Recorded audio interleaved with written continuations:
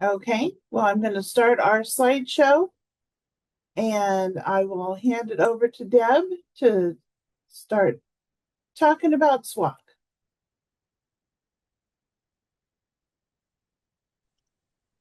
Good afternoon, everyone. I'm Deborah Alexander, and I'm the project manager for Solid Waste Operations Complex. Actually, the project manager for waste management, of which SWOC is a part. Dane, if you'll go to the next slide, that'd be awesome. Okay, SWOC is made up of several different units on the Hanford site. The bulk of them are in the 200 West area, and they consist of the Central Waste Complex, the T-Plant Complex, and burial trenches, low-level burial ground trenches 31, 34, and then our only East area facility is low-level burial grounds trench 94, which is the famous sub-reactor or reactor compartment trench in East area. Excuse me a second, I'm going to mute because I have to cough. Sorry about that, everybody. I have really bad allergies and they're kind of in overdrive right now. So we had discussed the burial trenches a little bit in the very first Lunch and Learn where we talked about disposal facilities on site. So we'll just touch on those briefly before we move into the other SWOC units. Trenches 31 and 34 are commonly known as the mixed waste trenches, and they're in the northwest corner of the 200 West area. Both of those trenches have been in use since the 90s, and both of them are nearing completion of their lifespan. I can't remember off the top of my head which one only has one lift left in it, but I think it might be 31. Could be 34. Anyway, there's only one lift left in one of the trenches and then maybe a couple in the other. So sometime in the next decade or two, those trenches will reach the end of their lifespan and will eventually be capped and will go into post-closure care. The other units at SWOC, let's go to the next slide. It might be the best way to do it. Okay, there are a couple different parts to SWOC. In the permit, there's part 3, which are the operating units. And then in the permit, there's part 5, which are the closure units. Now, SWOC, when it goes into Rev 9A, all 3 of the units that we discussed, CWC, T-Plant, and the burial trenches, they're all part of the operating portion of the permit. And you can see Central Waste Complex, T-Plant, and level burial grounds trenches are listed as the first 4 bullets on this slide. The remainder of the units in the permit for SWOC are all closure units. And the bulk of those closure units were identified as part of an inspection back in 2012 by EPA, where they found that several of the units at the Solid Waste Operations Complex were not authorized to be operating, were not permitted units. They issued a CAFO, consent agreement final order, which told the Department of Energy and the permittees that those units had to be put into the 8C permit and closed immediately. There were 9 units identified as part of that CAFO. In addition, at the same time, the Department of Energy identified 5 additional units at T-Plant that were also unauthorized and that they intended to close.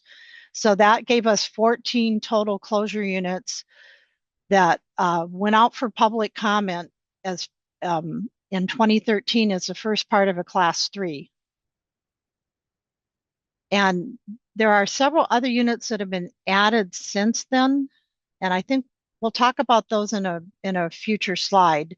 But you can see there's far more units that are in closure right now at SWOC than there are operating. But understand that as part of those operating units, there are just as many dangerous waste management units that are operating that are closing. You just don't see them because they're under the umbrella of the operating unit. The way things work in the permit is if you're a closure unit, you're kind of independent of all the other parts of that particular facility. And when you look in the permit, in the operating section, you'll see lots of addenda because all these different addenda speak to how a plant operates at SWOC.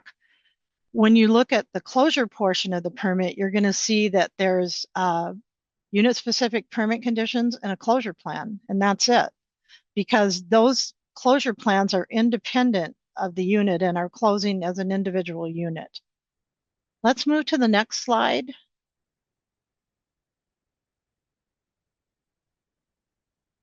Okay.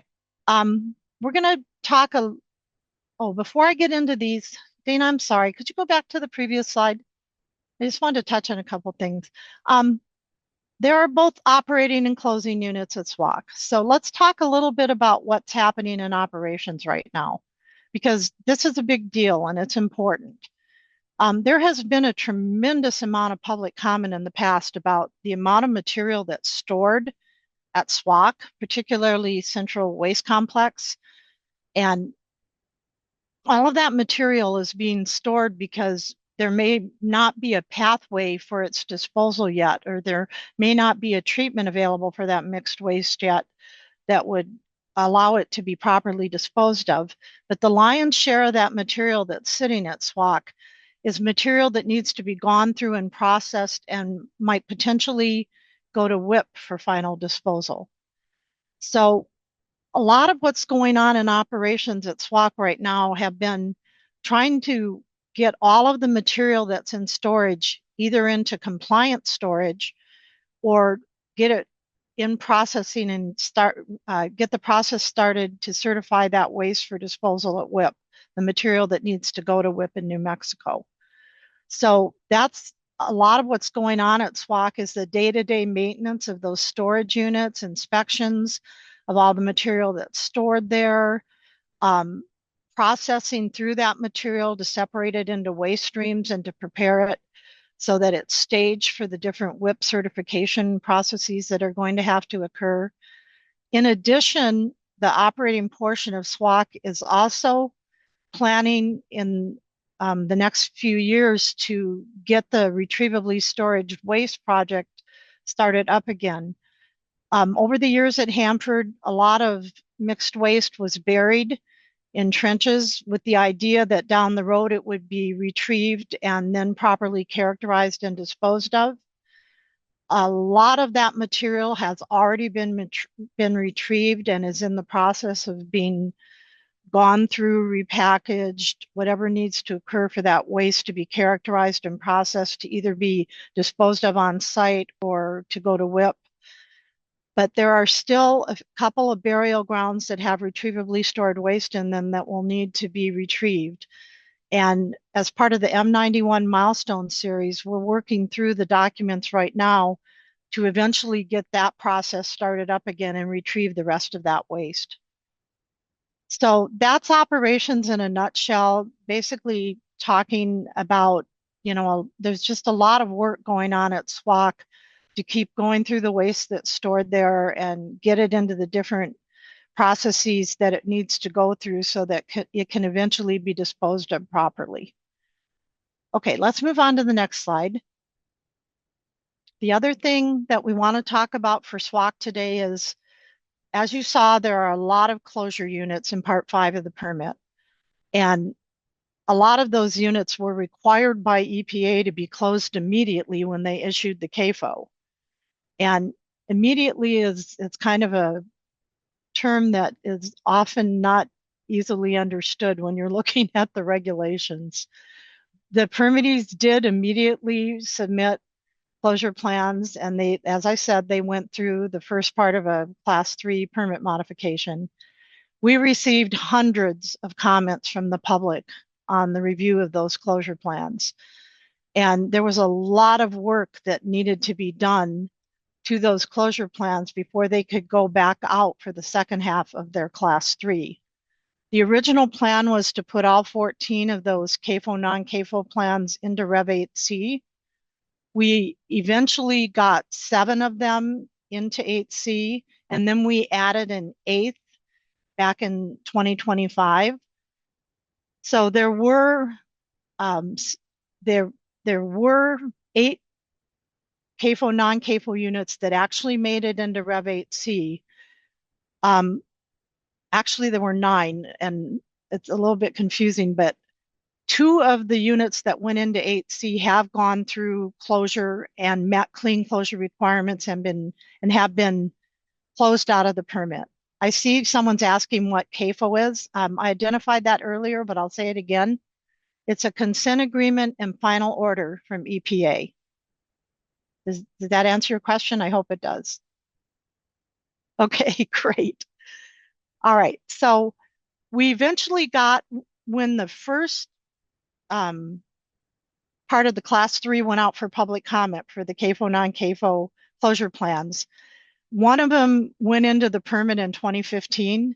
It was called FS1 Outdoor Container Storage Area, and it was located immediately south of Trench 34 and West area. The permittees went through closure on that unit and achieved clean closure and got permission from ecology to close that unit out of the permit back in 2016. So we had one of the 14 units done at that point in time.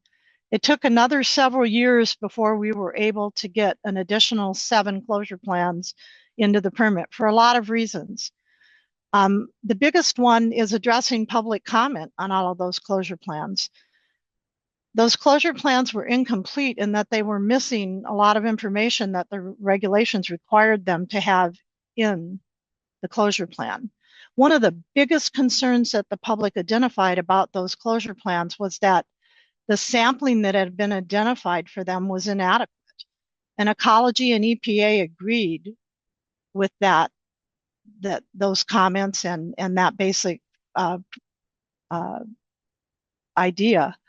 So it took several years of negotiating and working with the permittees and DOE to come to some agreement on what needed to change in those closure plans and how the different sampling scenarios would have to change to meet the regulations and to satisfy public comment from the tribes, stakeholders, EPA. We had a lot of comment on inadequacies to those plans, so it took a long time to go through those plans and get things to a point where both the permitting and ecology were satisfied that we had a plan that was compliant and that could actually be executed. After those 7 plans were put into Rev 8C, we added an 8th in 2025. We put outdoor storage area A into the permit. This area was originally planned to house the contact handled waste processing facility.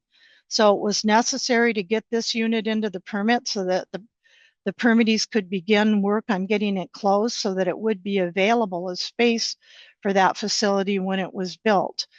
Right now, building that facility is on hold, but progress on getting this unit closed is moving forward.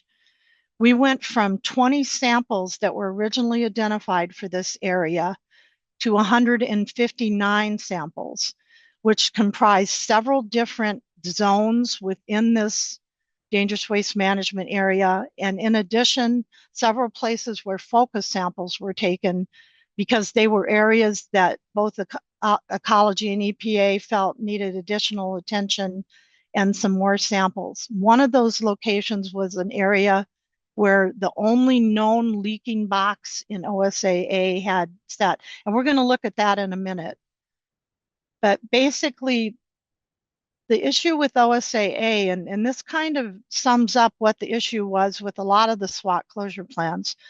Over the years, starting in 2005, there were 488 containers stored over time in that area, which is the size of a couple football fields.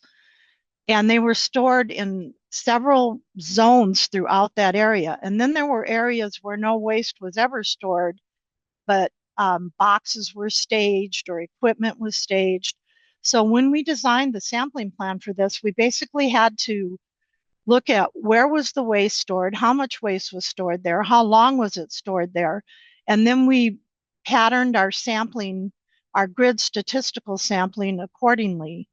And then on top of that, we looked at specific areas like where the known leaking box was to put focus samples into place so we could have additional sampling information for closing this unit.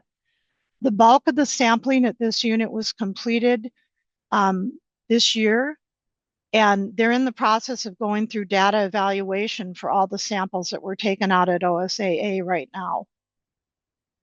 Let's move to the next slide because I think that brings up the leaking container. Okay, as you can see, the top picture shows 2013, which is when the CAFO and non-CAFO units went out for public comment for the first time. And you can see there's quite a few boxes stored in this area. This isn't by any means the maximum storage that ever occurred in this area, but it's a really good example of where boxes were stored and how many things were actually in this area. The picture from 2025 is after all of the waste containers were removed. And you can see there's still a few boxes sitting out here. These are all non-waste boxes, and they had to be removed also before sampling could begin at this site. And the picture on the right in this slide is the one container that we know leaked during storage at OSAA, and that was identified in 2012. There were samples taken at that time to look at the liquid that was coming off this container or that appeared to be leaking. There was some speculation that this was just rainwater, but honestly, when you look at the chemistry from this, it's obvious that it's more than rainwater because even though a lot of the data was flagged as detectable but not over standards, there were things present in the liquid that came off this box that both organics and metals that were not consistent with the sample being strictly rainwater, which means if it was rainwater, it had interacted in some way with either the materials in the box, on the box, or whatever. So for that reason, ecology asked for focus samples to also be taken underneath this box's location. You can see in this picture that the box has a cover over it. As part of ecology's response to EPA's CAFO, we issued an agreed order in 2014. Part of that agreed order required that all these boxes stored outdoors at CWC would be covered. And there were also inspection requirements to go out and look at those boxes on a regular basis, just to make sure that everything was okay with them until they could be moved either into compliant storage or be processed for eventual disposal. Okay, let's move on to the next slide. Okay, let's talk a little bit about everything that's going on at T-Plant. Right now, the bulk of the closure that's going on under Rev 8C permit is at T-Plant. We started one unit back in 2024, the 221T sand filter pad. Work was completed on that in 2025, and a final report was submitted to ecology to request that that unit be clean closed out of the permit. And all the closure activities were completed as identified, and all the data showed that that unit could be clean closed. So ecology approved the clean closure and closed it out of the permit. So that was the second of the 14 to be closed out of the permit and completed. Right now, there are 5 additional units in process under Rev 8C. We just talked about one of them, OSAA at CWC. The other 4 are at T-Plant, and they consist of a pad where waste was stored, a concrete pad, elevated concrete bottomed cage that is adjacent to one of the T-Plant Canyon buildings, the office building that sits off the T-Plant Canyon, an outdoor storage area around 277T building, and then this unit, the 221T railroad cut. And basically, it's been interesting closing these units at T-Plant. And part of the issue with closing these units at T-Plant, none of them were ever authorized and were ever in the permit. So waste had to be removed from them and they were ordered closed. The problem with T-Plant is it's one of the oldest facilities on the site. And many of the areas around the plant where they stored materials had initially been used for other purposes, like the 211T pad. It's adjacent to the chemical makeup area outside the plant, and it's where trucks would have parked to offload chemicals back when T plant was actually a separations plant. And the 271T cage, which is adjacent to the office building that sits next to the canyon, was used for storage over the years too. But at some point in time, dangerous waste or mixed waste had been stored in these areas. And so they needed to go into the RECR permit and close out of the RECR permit. So basically, Energy began work on the railroad cut first, and then they started work at the pad, the cage, and the outdoor storage area. All four of these units have had one or more samples that exceeded closure performance standards. And in this case, we're talking about focus samples, which have to meet the closure performance standards directly. So all four of these units are going to have to undergo some form of remediation and be sampled again before we can look at if they can clean close. So that work is ongoing and it's complex. And let's just look at this unit in particular. The things that are going to make this unit difficult to close is all the contamination that has occurred in pockets along the railroad track. And I don't know if you guys can see my cursor, probably not, but if you look at the photo, yeah, thank you, Dana, that's the one. If you look at the photo that actually shows the railroad tracks, the contamination is occurring in pockets adjacent to the rails. So when they go in to excavate and remediate this area, they're going to have to remove that material from around the railroad ties and under the rails, or potentially even remove the ties and rails before they're able to remove the contaminated soil and then set up a new sampling grid and resample. This is also a contamination area. You can see that there are steep slopes on both sides. It's a fenced-in area, so it gets really complicated how you go in and actually do remediation at this site. And for that reason, the Department of Ecology and the Department of Energy and its contractors are working on what we need to do to modify the existing railroad cut closure plan so that additional work can be done at this site so it can eventually clean close. So basically, there's a lot of work that's ongoing. There's an additional 5 units in progress at SWAC that over the next couple of years will hopefully be able to clean close out of the permit. And then Rev 9 will get the remaining closure units into the permit so we can get started on all of those. One thing I'd like to point out is the length of time it's taken to get a lot of this work done. There was a lot of public comment on these closure units. There was a lot of negotiation and work that had to occur to come up with the right fixes so that we could put compliant closure plans into the permit and that those plans would actually be executable by the permittees. That all takes time to get done. And the final piece of this picture is that Congress has to actually fund this work.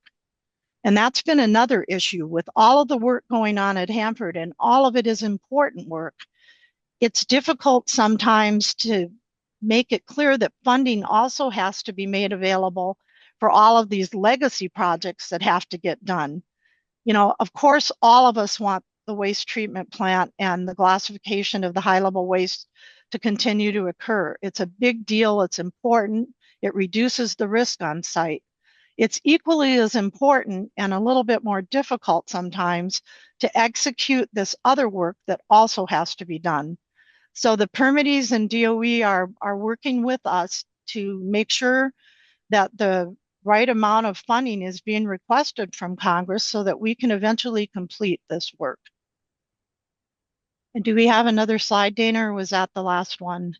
No, now we go to me. Okay, I'm sorry I went a little bit longer than I intended, but I wanted to make it clear to everyone online that I know it appears sometimes, and our public comment reflects this, that work is not progressing at SWAC and that we're not getting things done.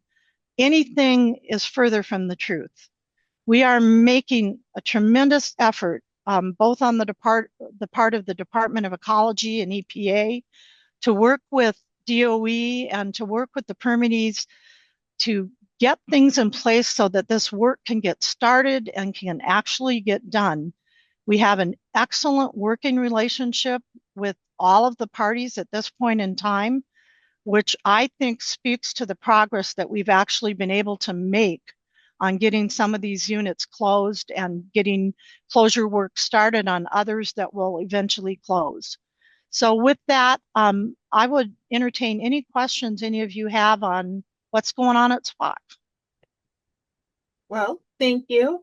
I want to remind everybody that we are still accepting comments. Any and all comments, you can go to our Hanford Sitewide Permit page to get more information, to look at more of the baseball cards that's what you were seeing on the slides, were clips of our baseball cards about all the individual units. So all 52 units, SWAC included, have their own baseball cards. You can make comments at our e-comment site. You can email us at hanford@ecy.wa.gov. We are having public hearings in late September and early October. You're welcome to come to those and give us oral testimony. And you can always mail or hand deliver your comments to us at our office at 3100 Porter Benton Boulevard. And then we will go to the next slide. Questions. Yay. So let me stop sharing so that I can see the chat. Oh, we've got some stuff going in here. Let's see. You already answered what CAFO is. Okay, so from Dan Solitz, we have, where does the sodium at the FFTF fit into solid waste? I don't know that it does right now. I don't believe we're storing anything from FFTF at SWAC. We could theoretically, if they wanted to move materials to SWAC, because we have storage locations that meet the requirements for storing alkali reactive waste. But most of the waste that was stored at FFTF was already disposed of and sent off site for processing. So there really is nothing stored at FFTF at this point in time that could come to SWAC.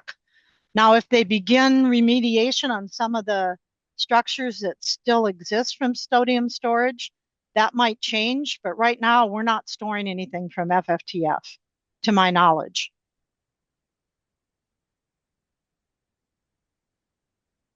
Okay. And then Liz Matson has a comment for you, Deb. She said, that was great, Deb. Love that you took your time going through all that information. And then she also asks, would it be possible to pull up an example of a sampling requirement just to walk through where to find it? Yeah, Dana, can I pull anything up? Well, where is it? Where is it? And I can go. If you go out into Rev 8C, into Part 5, and open the closure plan for 277T OSA, we could take a look at sampling requirements. I mean, that might be the easiest way. Right now, if you want to look at that closure, if you want to look at closure plans that could actually be worked on, you're going to need to look in Rev 8C, the current permit. And everything SWAC related is going to be in Part 5, the closure units. And as I said, there's 7 units in there right now, 5 of which are in process. The rest of the units, you can look at the closure plans for those. Those are going to go into Rev 9 and they're out for public comment right now. You said you wanted 277T outdoor storage? Yes, please. Okay, let me share my screen. So let me just prep talking about this particular unit. The 277T building is a very large building that has had different purposes over time. All around this area are a couple concrete pads on either end by roll-up doors. There's a man door on the one end that also has a concrete pad in front of it. And the bulk of the area around this was asphalt covered, but the asphalt is so old, it's more like gravel now than asphalt. So we did direct soil sampling around in the outdoor storage area around this unit. Scroll down, Dana, till you. I'm in sampling. Yeah, just keep scrolling down. Okay. We'll get to where we need to go. You're looking for a diagram of the unit itself. It's going to be further down, way further down. You might Okay. want to grab your cursor and pull it down like halfway. Yeah, that might be the quickest. Okay, there. That's perfect. So the 277T building is a little square on the left side. And then on either end of that building are concrete pads. And the concrete pad on the lower portion of the diagram has a black dot on it. That's a manhole cover.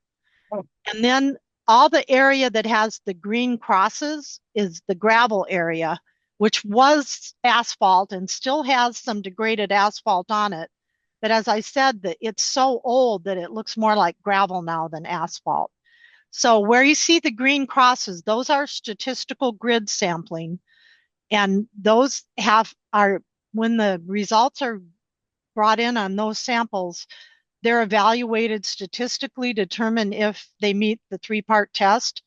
And I cannot tell you what that is off the top of my head, but it's out of MOTCA. And it's basically our dangerous waste regulations require us to do this sampling work under MOTCA requirements. So all of these samples are statistically evaluated. They are not directly compared to the closure standard. So if you look, um, Dana, there's a little red cross on the right side of the building where it says blowdown drain. Go to the sample right below that, the green cross.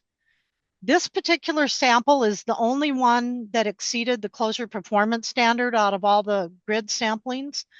It's unlikely that it's going to cause this site not to clean close, because when you look at all the samples statistically, that one sample is most likely not going to cause it to not pass the tests that it needs to.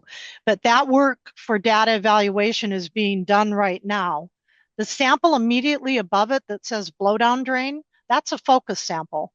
That had an exceedance of closure performance standards. And if I remember correctly, it was either for hex chrome or cadmium. But regardless, remediation has to occur at that particular location, and another sample has to be taken before we can call that particular spot good. All the rest of the focus samples you see, the red crosses on the concrete pads, we drilled through the concrete and sampled the soil underneath the concrete. The samples that you see right next to the building are where there's a seam between the concrete of the pad and the building slab, which is where ecology believes something might be able to infiltrate to ground. So that's why samples were taken there. A sample was taken near the manhole cover for the same reason, because there was a potential for something to potentially go to ground. On the pad on the upper end of the building, there's two samples on a joint between a pad and there's actually a seam in the concrete there where things could have leaked through. And then the other two samples are next to posts that go through the concrete. So any place where ecology felt on those concrete pads that materials could have potentially migrated to ground, we asked for focus samples. So Liz, to hopefully explain to you how we approach sampling, if it's a large area, we're most likely looking at gridding it and having enough samples taken that it meets statistical requirements. And then on top of those statistical samples, we add focus samples where we feel there's a potential for a release to the environment may have occurred. And there has to be enough samples per square foot that we have enough data to make a proper determination. And that was the big problem with SWAT closure plans to start with. There could be 30,000 feet per square foot on an OSA sample, 30,000 square feet per sample. That's ridiculous. That sample's not going to tell you anything about that 30,000 square feet. So when we redid the sampling scenarios, we made sure there was enough distribution and enough samples in each of those zones where waste was stored that we'd get enough data to make a proper determination. Does that help answer your question, I hope? she says, this is so helpful. You're amazing. Thank you. Thank you, Liz. I have a really good team of people, and I have a really good working relationship with the people that are writing these plans. So it's a team effort. Does anybody else have any questions?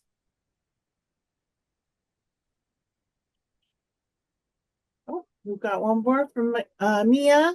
She said the railroad tracks you showed, those aren't still in use, right? Wouldn't it be No, easier, better to pull them out in order to directly get to the contamination?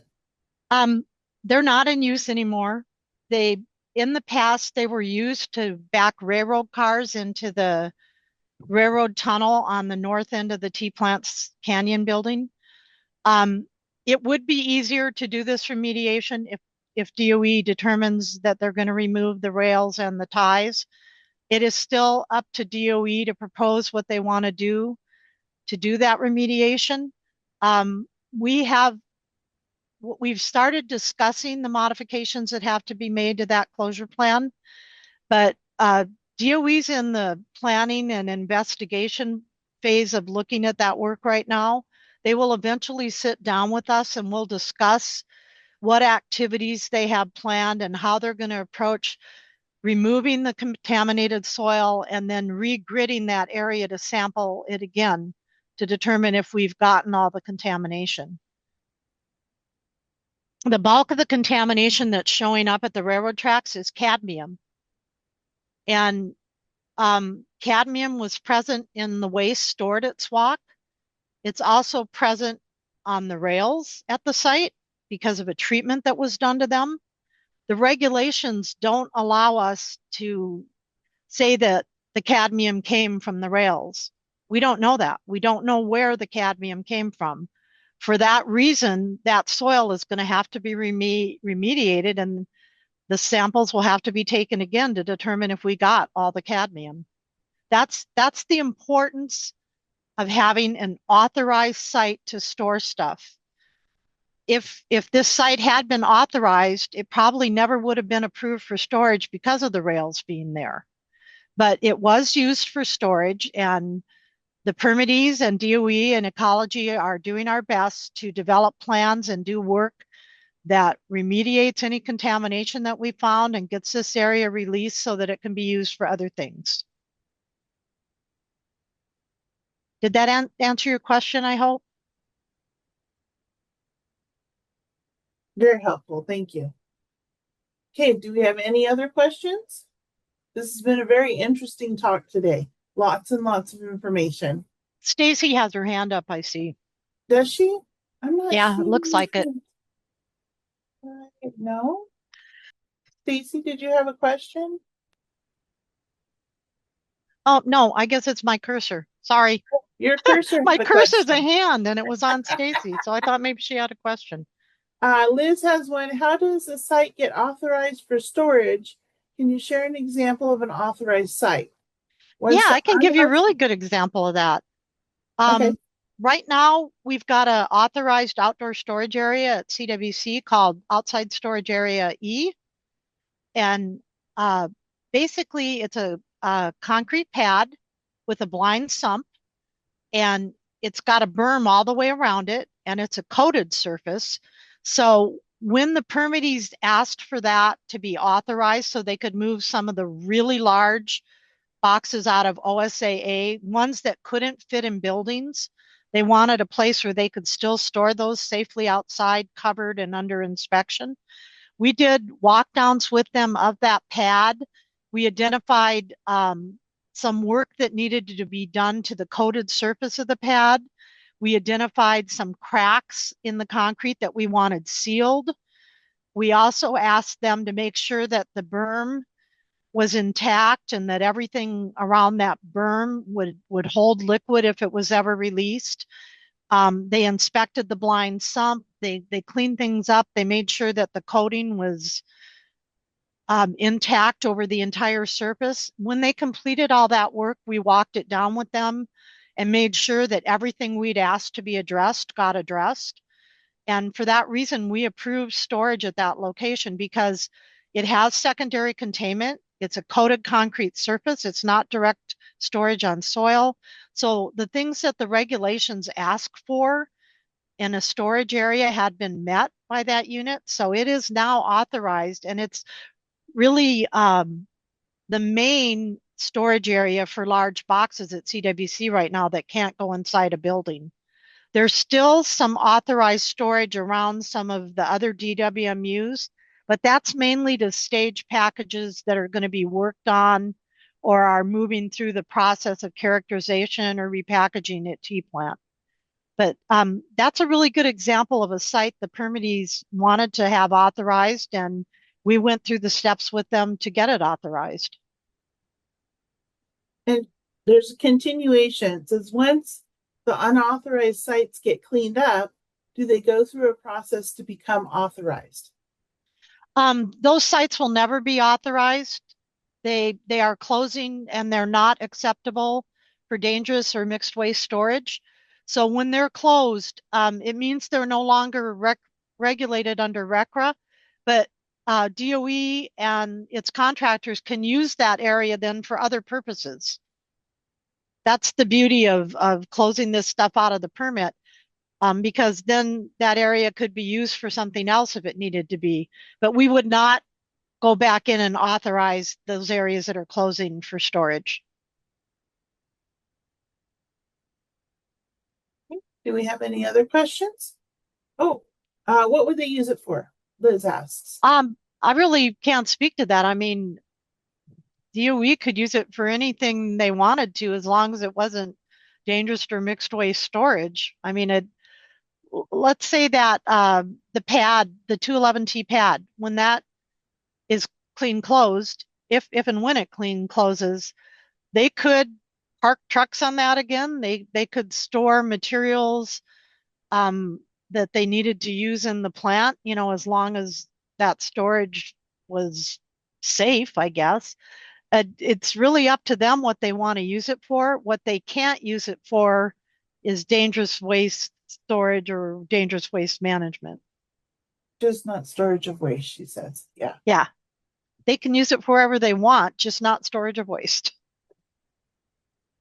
Okay. Does anybody else have any questions? I really appreciate everybody coming along today to listen about SWOC and all of the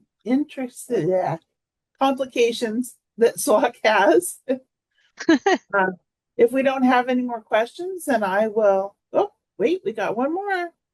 Liz is typing fast today. Once True Waste is ready for shipment, where does the off-site shipment to WIP show up in the permit? So the shipments to WIP are not part of the permit. That is regulated under other entities. What is regulated under the permit is the storage of all that true and true mixed waste until it can be processed and properly certified to go to WIP. So the parts that are in the permit are support activities to the WIP characterization process and storage locations. For example, there are several pieces of equipment that are needed to monitor those packages, look at the radioactive materials with them, look at the activity within them. The storage areas around those units, like Herder and Super Hink at CWC, those areas are permitted, so that if the permittee needs to, let's say there's a solid waste box, one of those white kind of hexagonal looking boxes, kind of an elongated hexagonal box. Let's say they have 3 or 4 of those that they need to get surveyed before it can go to the next stage in the WIP certification process. They could stage those 4 boxes in the permitted storage area at Super Hink, and then they can move them in and do the monitoring they need to and put them back on the pad, and then eventually place them back into storage or move them to the next building where they're going to get the next activity performed on them. But what's permitted at SWOC is the different pieces of the process that help move this waste through the certification process so that it can eventually go to WIP. The final place that's permitted will be the outdoor shipping and receiving that's outside the wrap building. That's still part of operations at CWC. Basically, the transport vehicles that they put the TruePack containers on that they haul to WIP can be staged there. It'll be permitted so that they can stage those trucks and trailers there and load the true packs onto them. But we do not actually permit the uh, transport to WIP. That's covered under DOT and other regulations.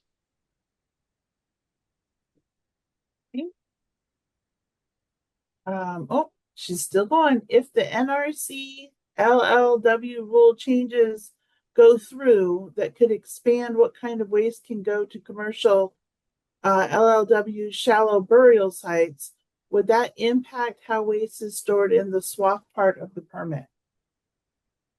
We're not sure how that Nuclear Regulatory Commission legislation or rules are going to affect work at Hanford right now.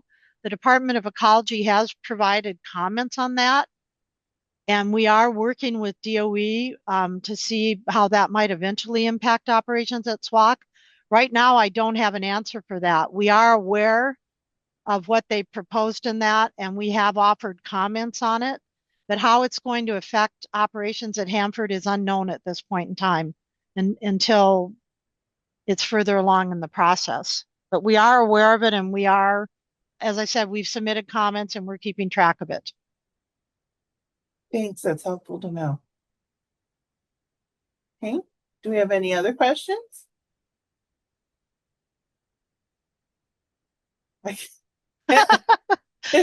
Most people would tell you, don't do that, don't do that. Yeah, there's a lot going on at SWAC. I guess if I could leave you all with just a couple of thoughts. We have had so much public comment on how much material is stored at SWAC. And understand that material from all over the Hanford site that meets the acceptance criteria at SWAC can come to SWAC for storage and eventual processing for disposal. It takes time to go through a lot of this, especially when we've got tremendous amounts of legacy material and everything we retrieve from the ground has to go through the process of being characterized, potentially repackaged, determinations made. Is it low level waste, or is it actually high level or true mixed waste? All of that takes time and effort. In the meantime, that material has to be stored safely and babysat until it can be worked through. All of the public comment that we received on the 2012, sorry, got a call. So sorry, I had an interruption I wasn't planned on. All of that comment we received in 2012 on the permit went a long way to helping us answer a lot of the questions about why that waste is in storage and what's happening to it while it's in storage, and the different things that happen to it as it gets processed for characterization and eventual disposal. So I think it's really important to let you all know that when we got all that public comment on SWAC, and there was a lot of it, it was painfully obvious that a lot of the addenda and operations material for SWAC needed some serious modification and additions and reworking. And we worked very hard with the Department of Energy and its contractors to make sure that all of those concerns were addressed, because both EPA and ecology had a lot of concerns too. But I can tell you that that process was very worthwhile going through, even if it took more than a decade, because I think what we have out for public comment for SWAC right now has really addressed a lot, if not hopefully all of those comments. And I just want to stress to all of you how important it is for your involvement, because it really made a difference, made a huge difference in what we've put out for public comment. And I think from both the ecology and the permitting and DOE standpoint, what we have is workable, and that's the most important thing. It's compliant, and we can actually do it. So, I thank all of you for the effort you put into that, and I thank the team that I've worked with for all the effort that they put into getting that done, because it's a big deal. Okay, oh God, Liz has another comment. It says, as the final disposition paths change or determined for these wastes, which documents in the permit are updated? Would that show up as a future permit mod? Before we issue Rev 9, public comment will influence what's in the different documents we put out for public comment. For example, if we got comments on maybe some inadequacies in how we addressed waste acceptance criteria under the WAP addenda, that's something that we could address and make those changes to that addenda before we issued Rev 9. So the public comment you're giving right now will affect the documents that are out for public comment in a lot of different ways, depending on what those comments are. But if inadequacies are found in like the WAP or the process information or the inspection addenda, those are things that we would fix, provided that it's within the regulatory framework, that's a fix that can be done, which wouldn't require further public comment. Those changes would be made before the Rev 9 permit is issued. After the permit's issued, changes that would occur or that might need to occur would have to go through the permit mod process, either through the quarterly or through a class 2 or 3 or an agency initiated mod. But right now, some changes can be made to those documents that are out for public comment before the permit gets issued. And it depends on how complicated they are and how big the change is as to whether or not it would require further public comment. Hopefully that wasn't confusing. And Liz also says it's so helpful to have these very specific examples on how past public comments have impacted the permit. I can give you a few more examples from SWOC if that would help. Deb, I think we need to go on into our next question because we're running short on time. Oh, no worries. No worries. Yeah, but if people want to know more specific examples, go ahead and email us at the hanford@eci.wa.gov and we can get you that information. James wants to say, I work in many states and I seldom encounter state regulators like Deb Alexander who have that great combination of knowledge and the ability to convey the knowledge to lay people and experts alike. Other states and feds could learn a thing or two from her. Well done. Wow, you're embarrassing me. Thank you. As I said, I'm proud to work here and work with the people I do in this program, the nuclear waste program. And I have a phenomenal team of people working with me and supporting me. And they make it look so easy that you would not believe the hard work that's put in by a handful of people, both on the permitting side and on my waste management team. And as I said, we have worked very hard to develop an excellent working relationship with both the Department of Energy and its contractors. That makes all the difference in the world. When you're willing to talk and you meet each other with equal respect and you listen, you can get tremendous things done. And I think that has occurred with SWOC. Yeah. And Liz says, thank you, Deb's team. So do we have any other questions? We've gone almost right up to the hour. You've had so much information, Deb. Too much, maybe. Maybe we can have a session with Deb sharing a comment that made a difference in the future and for how to help commenters this round. Let's see. Any other? Hey, Dana, could I just make this Sure. short comment? Liz, I can give you a real quick example. There were comments that came in from the public and the tribes and the stakeholders that the inspection addendas were really inadequate. They didn't address how things would get, if a concern was found, what's the time frame for getting it fixed? What are the criteria that have to be looked at to do a proper inspection? All of that was kind of lacking and not what it should have been per the regulations. Those public comments really influenced what we ended up with in the final inspection addenda. They're much better because of the things that the tribes, the stakeholders, the public identified. In addition to EPA and ecology comments on the stuff, you guys had some excellent comments on what was missing and what needed to be fixed, and it made a difference. Those things got addressed. Awesome. Yeah. Okay. Well, I think with that, I think we're going to shut down. I appreciate everybody Thank joining you, us everyone. today. Remember, our comment period is open until October 27th. If you have any further questions, go ahead and email us at hanford@ety.wa.gov. Next week, we have our tanks presentation.